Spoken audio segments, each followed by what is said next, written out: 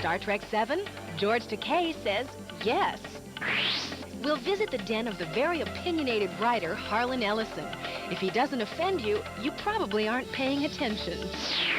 Science fiction illustration from the husband and wife team of Laura and Frank Kelly Freeze. And The Village.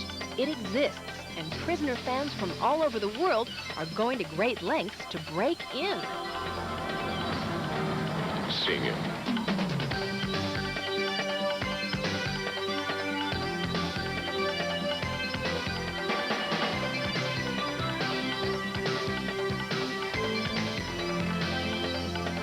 This is Sci-Fi Buzz. Hi, everybody. I'm Mike Jarek.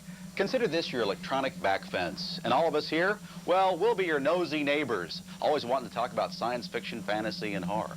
Now, to start things off this time, we want you to meet our newest contributor, Harlan Ellison, a man who's written 58 books, and I bet you've read one or two of them. And if you haven't, prepare to be spanked.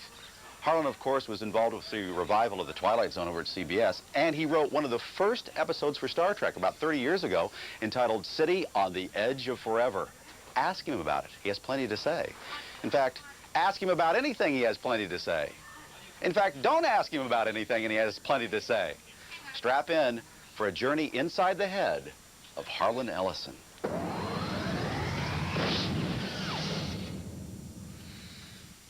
My name is Harlan Ellison. That's H-A-R-L-A-N. I'm a writer. Call me a science fiction writer, and I'll come to your house and I'll nail your pet's head to a coffee table. I'll hit you so hard your ancestors will die. I'll hit you so hard your grandmother will bleed. I'm a writer. There's no adjective in front of it. I'm just a writer. Now, here I am sitting on the Sci-Fi channel. I really love that title, Sci-Fi. It sounds like the sound of crickets. I've been asked to do the commentary. I've been asked to uplift in this corner, and usually when you get a commentator, you don't know where they come from, what they stand for. But if you recall the beginning of Citizen Kane, Orson Welles as Charles Foster Kane, standing there writing against the window as the gaslight dies and the sun comes up, writing the declaration of principles of his new newspaper, what it will stand for, what it will tell you, what kind of bravery it will have. Well, I'm going to give you that so that you'll know who I am and what I stand for. I'm sort of the opposite of somebody like, say, Rush Limbaugh, who in my perception has a brain that has turned a puree of bat guano, or the various other talk show hosts who don't really tell you what they stand for. My opinions are mine own. They don't reflect the show. They don't reflect the network. Let me tell you that I will not lie to you. At least I will try not to lie to you. Now, if I do and I don't know that I did it and you correct me, I'm going to let you know that you told me I lied, and I'll stand corrected. If I do it on purpose to lie to you and you catch me at it, I will try to convince you that I did it for your own good or possibly for national security. That one seems to have worked for a great many people. Now, if that doesn't work, I'll probably whimper and throw myself on your mercy. I'm nobody's hero. I'm as often wrong as I am right. But I work hard at what I do, and I really believe there are some people who are better than others. Yes, folks, I'm an elitist. Yes, I know you could. On television, they will not hurt you if you say, you know, God picks his nose and eats it, or if you want to overthrow violently the United States government, or you say McDonald's makes toad burgers. But heaven forbid you should say that there are some people who are better than others. But in fact, it's true. Jackie Robinson, better.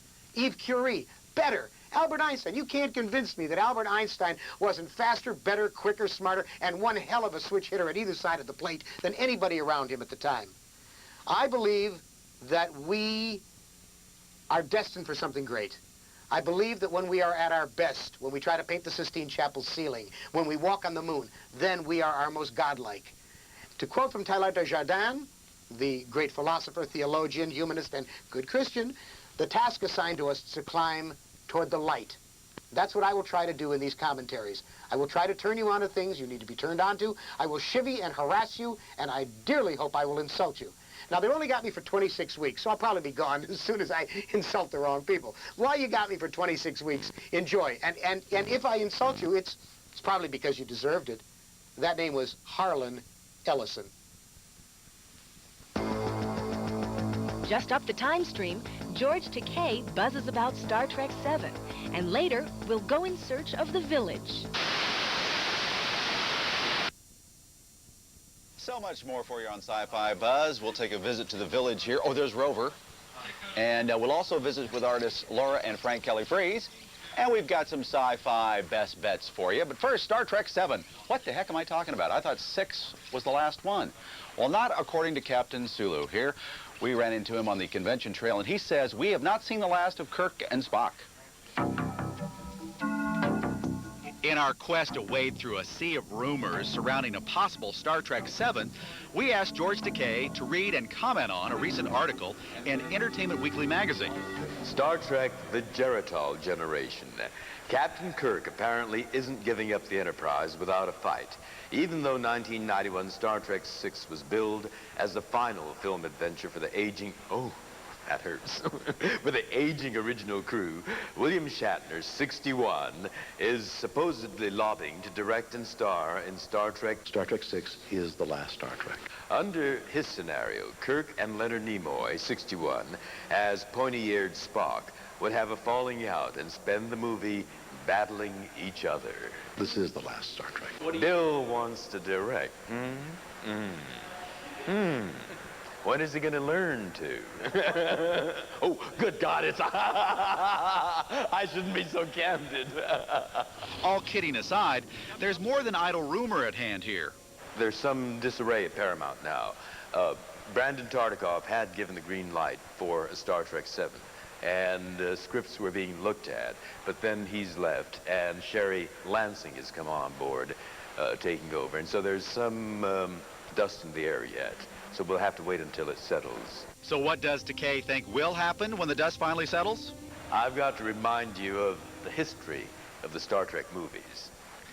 The very first one was titled Star Trek, the Motion Picture. A very definitive title, and it was very costly. And the idea was, this is it.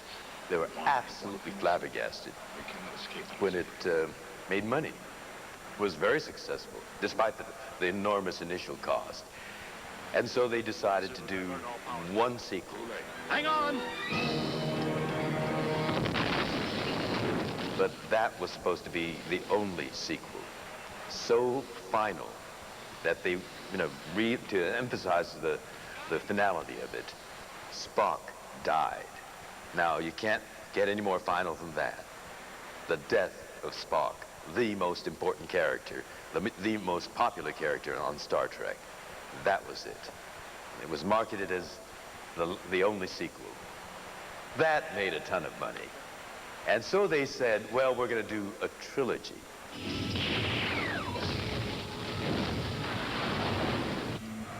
Come on, pull! Chotaner! And again, this time, to put that punctuation point of finality on that, the biggest star of Star Trek, the Starship Enterprise, went down in flames. That's how final number 3 was supposed to be. It was a trilogy, and so forth and so on. So, if you know that history, how much credence do you give in Star Trek 6 being the last one? Don't call me Tiny. If you remember, Takei's character, Sulu, was promoted to captain in Star Trek 6, and he has high hopes for him in future Star Trek features. I'm lobbying for Star Trek 7 to be subtitled The Adventures of Captain Sulu. That's going to be the biggest moneymaker of them all, so that then we can have Star Trek 8, Sulu again.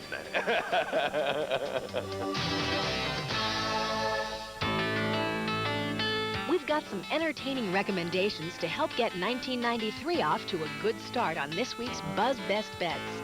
First, Trimark Pictures has taken a popular Irish myth and twisted it into a new horror thriller called Leprechaun. Willow star Warwick Davis plays an evil leprechaun who wreaks havoc on the inhabitants of a quiet town in South Dakota. It's out. It's out of the crate. Look for Leprechaun at a theater near you for a wee bit of bone-chilling fun.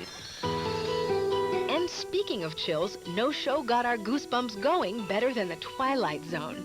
Now Dutton Books has released Serling, the rise and twilight of television's last angry man, a comprehensive biography of the show's creator, Rod Serling.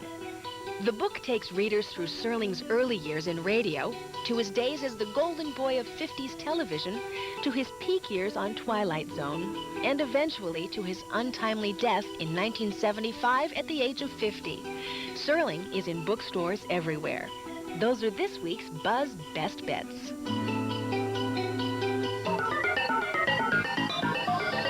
Hi, my name is Fern McMillan, and I'm from Spokane, Washington, and I read this great book called Aunt Dimity's Death. It's a mystery by Nancy Atherton, and it's a cross between a romance novel and a ghost story. It's got a lot of charm, and I hope you like it. I did. Here's that buzzboard line. Give us a call. Fast forward to the latest in computer animation and a visit to the studio of Sci-Fi illustrators Laura and Frank Kelly Freeze.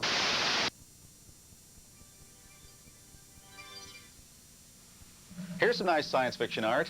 Now, you may recognize this as the cover of Queen's News of the World album. Looks like this guy really got the finger. A weird Fay Ray deal going on there. But did you know that the creator of this piece of art also did some of the cartoons for Mad Magazine? Check this out. He is considered the illustrator, the dean of science fiction illustrators, and he works very closely with his artist wife. His name is Frank Kelly Freeze. Her name is Laura Brodian Kelly Freeze, and we recently went by their studio to watch them paint. Frank Kelly Freeze, the dean of science fiction art, has illustrated the covers of countless books and picked up 10 Hugo Awards along the way. How you doing, Joe?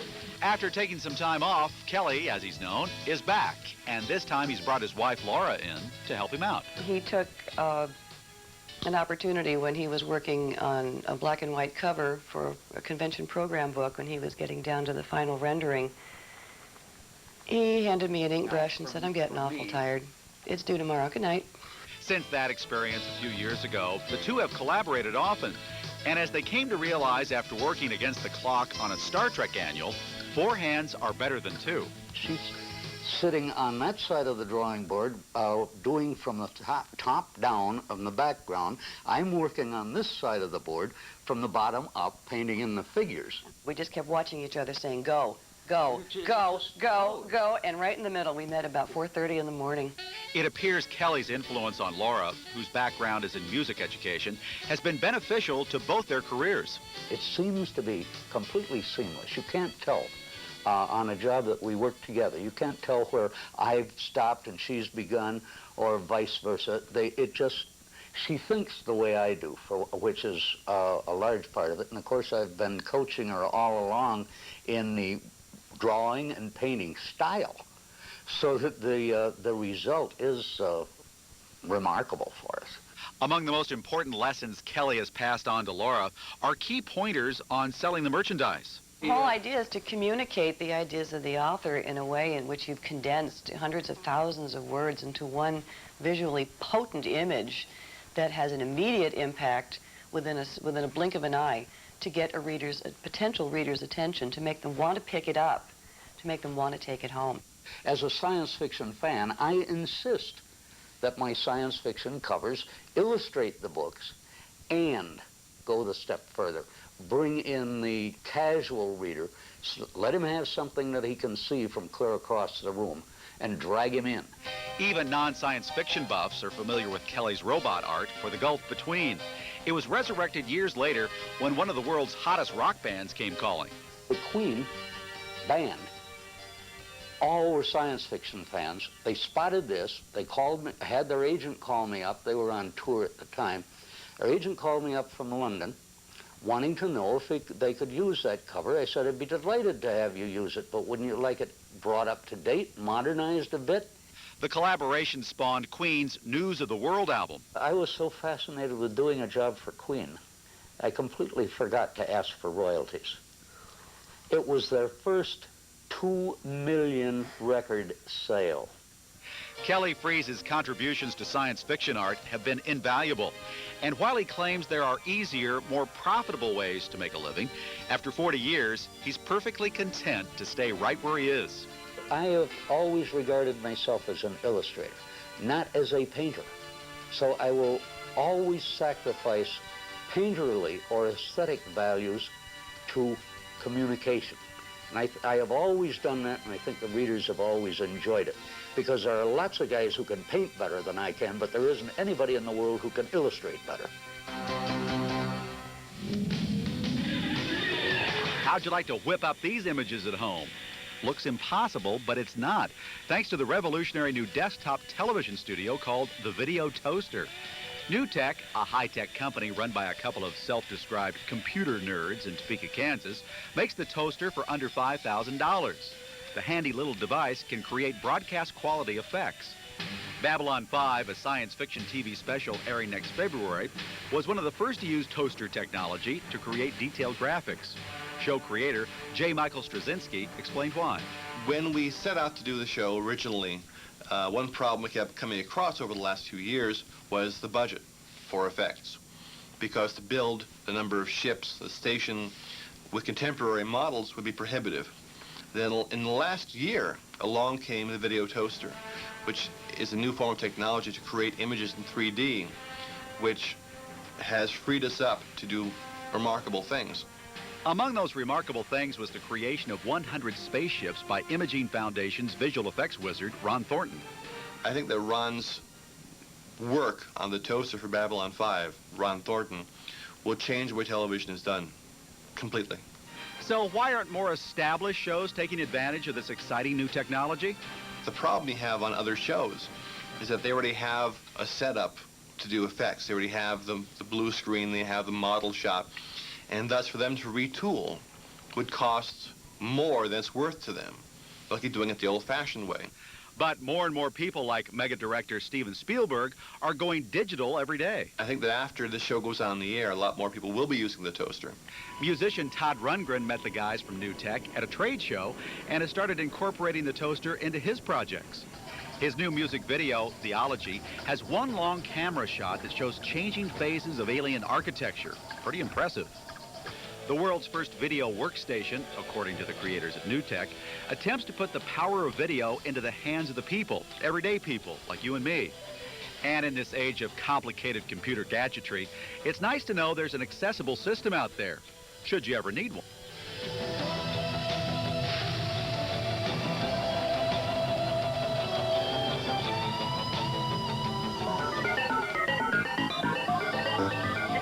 From Alexandria, Virginia. I'd like to recommend Stephen King's new book, Dolores Claiborne. It's a lot different from other King books I've read, but no less fulfilling. It's well worth reading.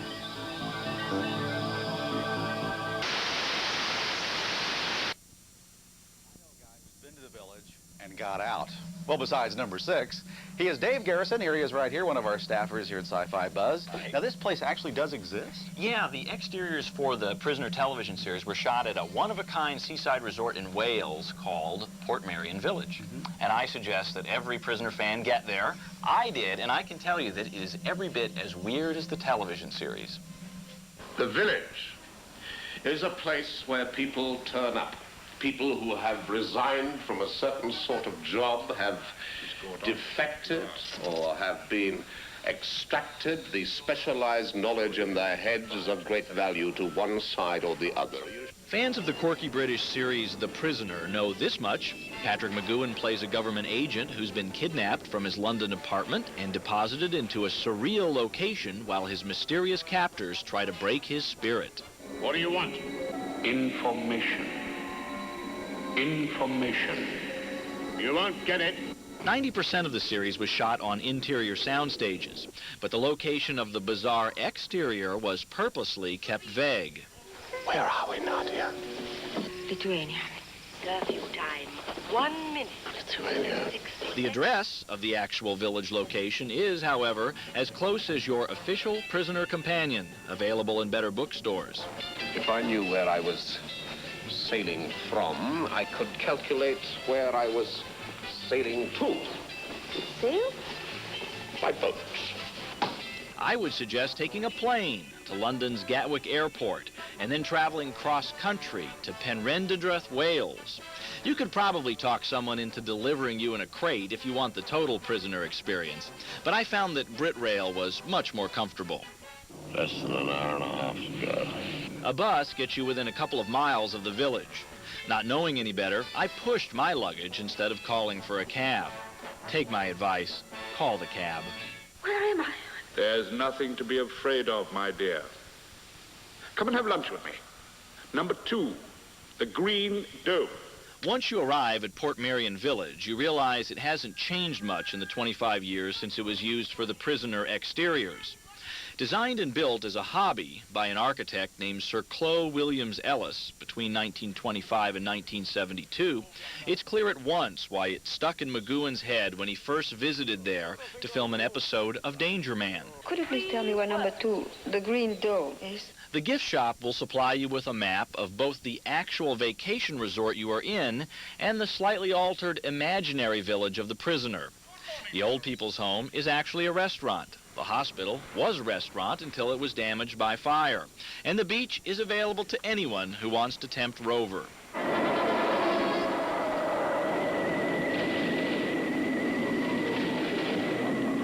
There is no shortage of white birthday party balloons for sale in the village, which leads me to believe I'm not the first person to run around Port Marion like an idiot in an effort to create this trick photo a most cherished prize. So is the prisoner's apartment still intact? Yeah, well, you know, the interior was actually done at Bournemouth Studios, but the exterior is still there, and it leads into a little tiny shop, much smaller than the apartment was. But that shop has been turned into the prisoner shop. Has a number 6 outside of it. When fans go there, they can load up on buttons and postcards and books. And I see you did just that. I loaded up. Okay, thanks, Dave.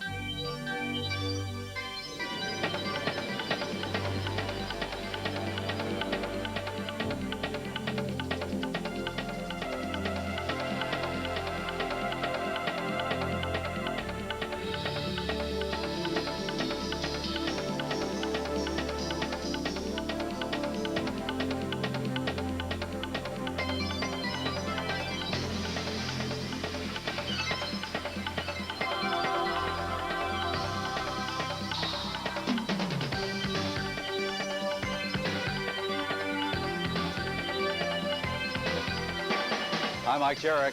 Be seeing you.